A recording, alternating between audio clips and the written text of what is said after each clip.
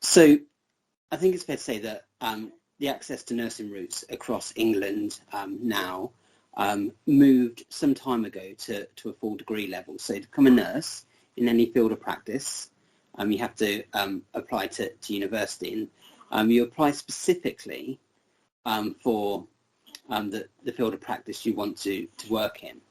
So probably the biggest field of practice is adult nursing, and that's what there's the most nurses. If you ask any nurse, they'll have studied to become a registered adult nurse. But there's also some other fields of practice. So one is paediatrics or child health nursing. Again, that's popular but not as big. So actually out of all the nursing fields of practice, paediatric nursing is by far the most popular. Everyone wants to work with kiddies and little ones. And then the final field of practice is around mental health or learning difficulties. In some places they're separate actually. So you can decide to train as a nurse in any of those fields of practice. Now, what you tend to find is they will have a common foundation year in a lot of universities. So, the human body, for example, is the same whether you're a mental health nurse or an adult nurse. So they will share a lot of the modules initially. So you get lots of lectures. If you went to university to become a nurse, that would have similar types of lectures around some of the common areas.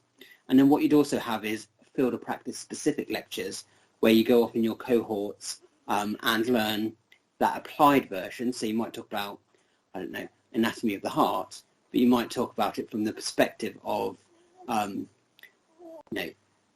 adult nursing, acute cardiac disease, but then you might talk about what's the effects of medication treated mental health on the heart. So you might spin it from different ways. Communication techniques, another example, you can learn how to talk to patients generically, but there'll be nuances or specifics that are relevant to the field of practice. So you will share lots of time in big lecture theatres, often at universities, for the generic subjects and things that are common, but then you'll also specialise, if you like, in the field of practice areas.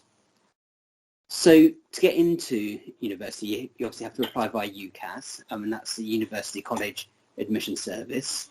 And typically, if we're talking A-levels, it sits around 112 to 120 UCAS points for nursing, depending which university you go to. If the course is really popular, sometimes they put those credits up a little bit. And if the course is undersubscribed, sometimes they drop those credits as well. So I guess if you've got your eye on, you get 5 choices, don't you, if you go up to uni to pick it. If you're intent on nursing, you'd pick some that really appeal to you. So bizarrely, I'm not a nurse, but I did apply to become a nurse. When I was much younger, I looked at a couple of options and I went for some interviews. So University of Northampton, for example, was, or University College Northampton as it was back then, was one of my choices that I went to. And I had to do some research about that place and what interests me. And it was one of the lecturers that kind of quizzed me and asked me some questions. And before I got there, I had to submit a personal statement and try and convince people that I was good enough to go onto their course. As it happens, they didn't offer me a place, so they obviously had some better options of candidates. So that's not necessarily to say I wasn't good enough, but I guess it's a fair reflection that there's probably more applicants than there are spaces. So when you get there, you have to make sure that you've done your homework a little bit. So you've thought about the course specifically, that you know lots about the course, and you know a bit about university. And you're speaking to someone, I guess you've got to try and convince them that you want to spend, or they want to spend 3 years of their life with you, because that's how long the course is. So it's a three-year degree. I guess if you look at the makeup of the courses, so across all the fields of practice, there's theory. So where you sit and you learn the theory of things. So they might talk about the technical aspects of anatomy, or the technical aspects of communication, technical aspects of care. But you'll also spend quite a lot of time in skills labs. So this is almost the practical version. You can think about your cadet nights when you practice first aid, but you imagine walking into a room that looks like a hospital, and it's made up. It's got oxygen pipe through the walls. It's got beds. It's got dummies. It's got video recorders on the wall, so they can record you having a go, and you can watch it back. So literally, these skilled labs, you wouldn't know it wasn't a hospital. So absolutely designed to mirror your place of work, so you can learn and practice in the, in that safe zone, I guess. And you tend to work in little groups and have your supervision through skills tutors, and they will give you feedback. So they might give you a little scenario, and it could be anything from clinical care right through to a patient that's getting a bit aggressive, a bit grumpy, and how do you de-escalate that? How do you communicate? How do you keep safe? So practicing in the safe simulation labs before you get out onto placement. And one of my previous jobs, I used to be a university lecturer that looked after a whole load of different healthcare professionals, but including student nurses who go out on placement. So I think it's fair to say when you go out onto placement, you'll have different types of placements, and you will have different placements throughout the different years. You tend to have experience being placed in hospitals. You get experience being placed in the community. So different placements will have different rotations. And you'd also get experience being placed in things like secure units or prisons, other places where you'd get patient care episodes going on. And that's really, really diverse. And I guess the other type of placements you'll have is not only clinical placements, but you'll have in your final year a leadership placement where you learn to be the leader, work alongside the ward manager, for example, and think about the more complex bit of being a nurse and a registrant in their own right. So what you'd have is obviously your theory and your practical, your sim labs, and there'll be assessments attached to those. So you have things like essays, case studies, presentations, group work, all sorts of different things in the way that they assess you, and the assessment should be really mixed. So I guess if you're thinking, I can't go to university because, I can't write essays, well, to be honest, that's not the only approach they take. So some people are really strong at writing essays, some people are really good at practical stuff, and because there's a mixed bag, most people do all right on average. Obviously, some people are awesome and just excel at everything. We don't like those types of people because, most of us work really hard to pass exams. But on the whole, there's a bit in there for everybody. And I guess the other thing is there's lots of support networks. So every student will get a personal tutor, and you'll meet with that personal tutor probably once a term, or if you've got problems. And they're there to look after you from a pastoral perspective, recognising that, when you go to uni, you're maybe away from home for the first time. You've maybe got troubles going on. You might find it hard or difficult. Some people have issues around mental wellness, and they're there to support you and not spoon feed you, because you'd be an adult at that point, an adult learner, but they would coach you to help you get the support you need, whether that be you've got a dyslexia in the background. They might signpost you to the university dyslexia services, so you can go and get some help around that particular area. If you've got issues around well-being, they might signpost you into the university counselling services. If you haven't got any friends, they might signpost you into the student union and to go join some clubs or activities.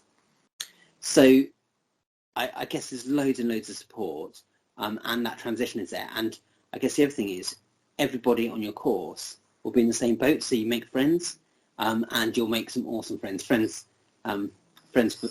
life that will carry you through.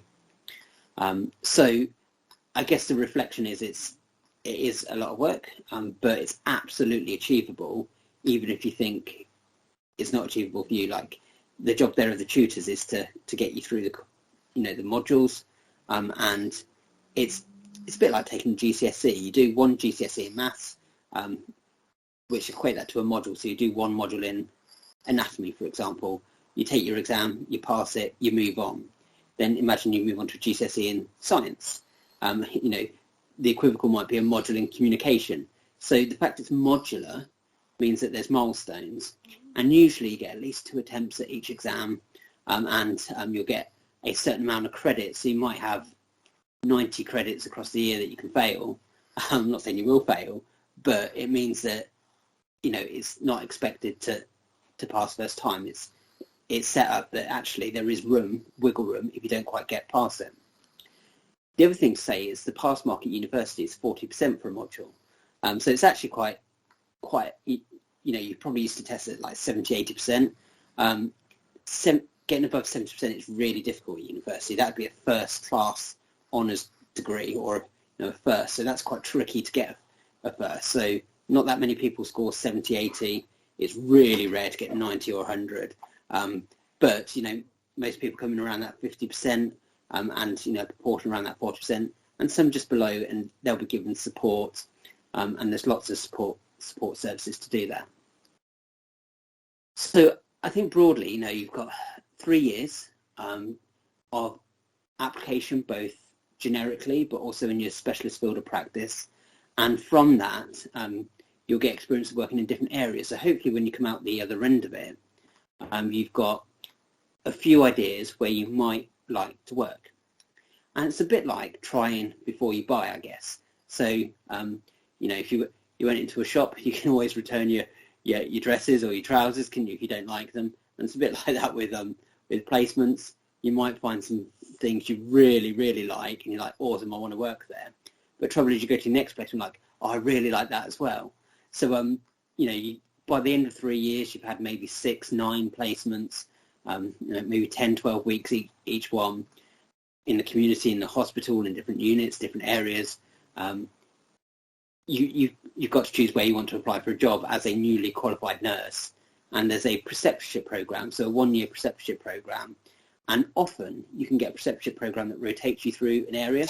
So I'll give you an example. You might really like A&E and intensive care and maybe theatres. So you could get a preceptorship that first year of working that gives you 3 months on each of those. Again, to consolidate your learning, you become registered, you start earning money, all the rest of it, and to really choose where you want to spend the rest of your career, or at least a good proportion, recognising that actually you can work in lots of areas. But I guess once you pick, you start then doing post-registration qualifications, so you start to specialise in that area. And once you're down that specialism, it's, you start going up the bands, earning more money, becoming more senior in your roles. But if you want to go into a different speciality, you tend to drop down into the more junior grades because you're not specialist or senior in another area. So it's not impossible to change, but often people will get set into a specialist area. So that gives you a bit of a broad oversight about university kind of pathway and access into this for all the fields of practice in nursing, but the mental health nursing is in there as one of those. But I guess even if you're trained as an adult nurse, you will deal with people with mental health backgrounds. So I guess give you an example, you could have a really bad asthma attack, but with that will come anxiety. If you can't breathe, I'd be really worried. If you've got chronic disease, you keep getting infections and ending up in hospitals. You might get associated mental health disease with that, so anxieties, depressions, and also you might have what are called comorbidities. So that means you could have asthma, but you could have a different diagnosis as well. And if you've got one problem, that's bad, isn't it? But if you've got 2 problems or 3 problems, what is the cumulative, or add them together, what's the effect of adding all those together on that patient? So it's really interesting that no matter where you go and where you work, you'll always deal with particular types of mental health, and mental health will underpin every patient episode. And almost you're treating the person and not necessarily the condition. And sometimes we forget that. So the communication bit, the chatting, the getting on their level, the rapport, is just as important, and a lot of the skills you've learned as cadets will be transferable into that. So, Gav, is there anything you particularly want to ask on behalf of the cadets, or any of the questions that you think go in there? And I'll just reflect that 1 day a week I work in a GP surgery. So, I'm a paramedic by background, so I work for the ambulance service most of the time, but I work as a generalist, seeing lots of patients, including a breadth of mental health conditions, actually, and both assessing them, treating them, prescribing for them. So just while we wait for Lucy to come in, and I'm hoping that that'll get resolved, is there anything you want to talk through or ask just on the back of what I've described, or just to get started? Yeah, so I can add a little bit about, because I was speaking to some nurses yesterday on an event, honestly, and I'd say research into where you want to go for your degree, because they can differ quite a lot within all the healthcare professions, which is weird to think about, because ultimately you come out and you're going to have the same job. So check, because placements can differ. So for instance, in Leeds Beckett do 4-week placements, but University of Leeds do 12. So that's a massive difference. So try and have a look at the nitty-gritties and find out which works best for you, so that you feel more comfortable within your course. And I've also got a few questions to ask, if that's all right, Ant. So we've had a question about what GCSEs or A-levels you'll need to do nursing. So I'm not quite sure, because I personally don't want to go into nursing, but I'd say it'd be biology that you'd most likely need. Yeah. So I could probably make a comment on this. So GCSEs are a stepping stone, so absolutely you should do well in them, and you should try and get your C grades or above if you can in your maths, English, science, and 5 in general if you can, because that's the general standard for most jobs in the world. Okay, so however, once you've got your A-levels, your GCSEs become less important, because it's moved on. So your GCSEs are an access qualification into A-levels. So it becomes about the A-levels, or if you're not doing A-levels, you could do an access to higher education course, or you could do an MVQ or an applied BTEC, or something. So it's about the levels. So GCSEs are level 2, and then A-levels or any of the other ones are level 3. So you need a level 3 qualification to get in. It's generally worth looking at the website of the university, because they'll have, if they've got a specific, so something like a science, and sociology may or may not be considered a science, psychology may or may not be considered a science, so it depends what you've got.